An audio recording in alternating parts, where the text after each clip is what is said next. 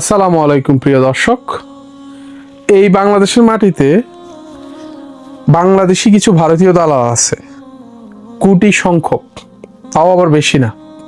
কয়েকটা শব্দ যখন ব্যবহার করা হয়, কয়েকটা সংগঠনের নাম যখন বলা হয়, এই যে আমার ধরেন এই ইউটিউব চ্যানেলে বা ফেসবুক পেজে আপনারা যেখানে ভিডিওটা দেখবেন, এই যে তারা কি করছে, প্রচুর পরিমাণে আমাকে কি করলো, মানে ইচ্ছা মতে রিপোর্ট মারা শুরু করলো। এই ভিডিওটা এর আগে অনেক লেখা লিখছি সেই জন্য।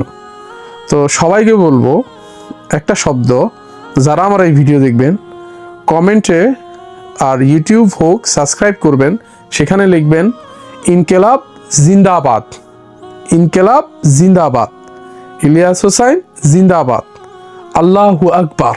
এইগুলো হচ্ছে বাংলাদেশি ভারতীয় দালালদের গা জ্বলে, তাদের উদ্দেশ্যে এই শব্দগুলা।